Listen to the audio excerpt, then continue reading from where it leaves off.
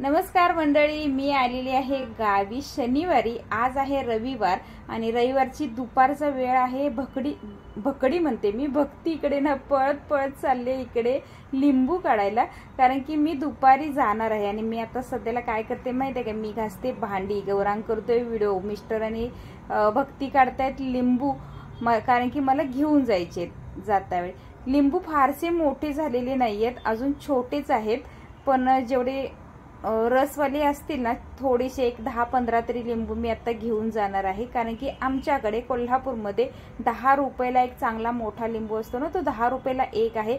मला कमेंट करून सांगा की तुमच्याकडे लिंबू किती रुपयाला मिळतो एक लिंबू, चांगले रस्सेवाले, किंवा हे जे आता माझ्या झाडाला बघताय ना इथे, तर तसेवाले।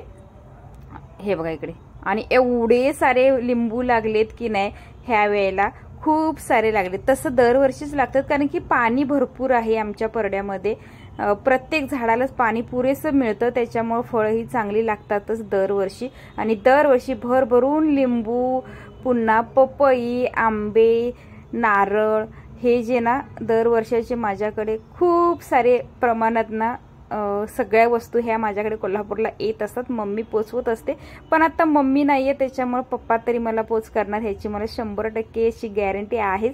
पण आता ना मी सुट्टीला येणार आहे 15 दिवसानंतर, तर आता लगेच येणार नाहीये, म्हणून म्हटलं थोडेसे लिंबू जे मोठे झालेले आहेत ना तर ते घेऊन जाऊया। म्हणून इकडे भक्तीला आणि मिस्टरांना सांगितलं बघा तरी, पण ह्याचे काटे जे असतात ना खरंच डेंजरवाले असतात हा। कारण की गेल्या वर्षी मी ह्याचा काटा लावून घेतला होता, जवळपास 15 दिवस मला ह्या काट्यानं दमवले। खरंच सांगते तुम्हाला पण अनुभव आलाच असेल कधीतरी, लिंबूच्या काट्यानं टोचल्यानंतर किती त्रास होतो ते। तर मी त्याच्यामुळे झाडाकडे जात नाहीये, ह्यांना सांगते। कारण की अशी पण मी आज माझा अजून मी लुक माझा जो आहे तो चेंज केलेला नाहीये, त्याच्यामुळे गौरांगला म्हटलं बाबा मला जास्त व्हिडिओमध्ये घेऊ नको, नाही ते माझे जे फॉलोअर्स आहेत, सबस्क्रायबर्स आहेत ते भितील मला पाहून, कारण की माझं खूप सारं आवरायचं आहे। होल्ले सकाळपासून चालले माझी कामं आवरायला। आणि आता म्हटलं मिस्टरांना दुपारचे ना जेवायचं अजून आहे, जेवण बनवून वगैरे झालेलं आहे, पण थोडंसं जेवायच्या अगोदरची भांडी आहेत ना ती मी घासायला लागले। आणि भक्तीला ना कुठला लिंबू तोडू आणि कुठला नको असं व्हायला, एवढं गच्च झाड भरलंय। झाड हे आहे ना लिंबूच्या ओझ्यानं ना जमिनीला टेकले असं, तर त्याच्यामुळे। आणि मी एक मेड दिसते तुम्हाला मध्ये, तर ती पप्पाने मेड लावली होती झाडाच्या असं मध्ये फांदींना वगैरे असं धरून, जेणेकरून ते झाड आहे ना पूर्ण डोकावून पाहू नये, असं थोडंसं अंतराळीवरती राहावं म्हणून।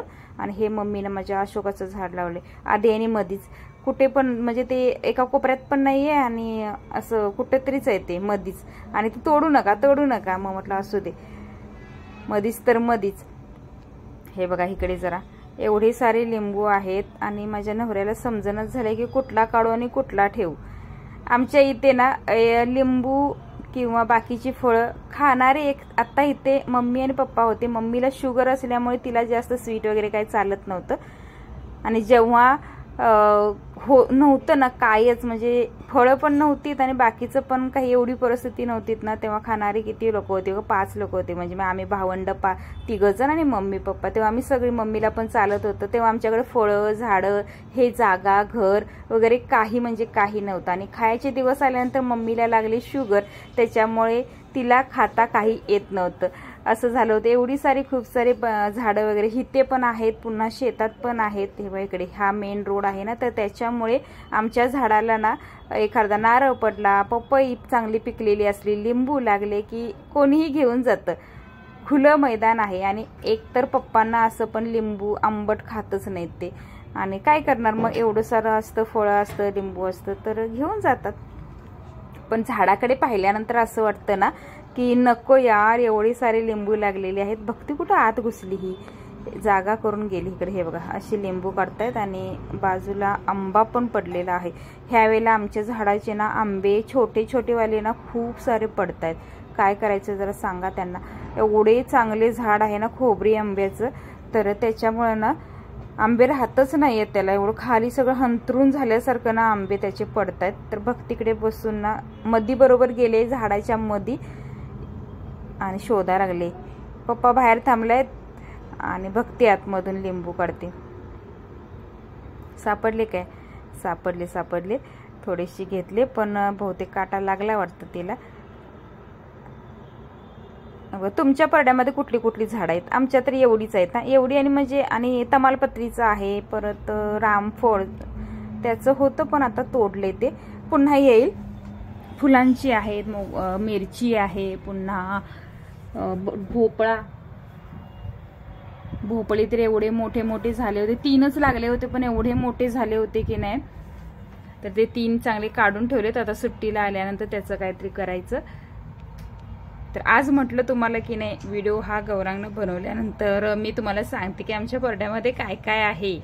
आणि भक्तीचा करामतीचा प्रकार हा नको म्हटलं तरी करणारच, अशीच असतात मुली. तर भक्ती बाद झालं, आता या इकडे. हे बघा एवढं काढले तिने लिंबू, आणि बस झाले. जास्त रस ह्याच्यामध्ये नसणार आहे कारण की प्रॉपर ते मोठे झालेले नाही आहेत, त्याच्यामुळे थोडेसेच काढलेत.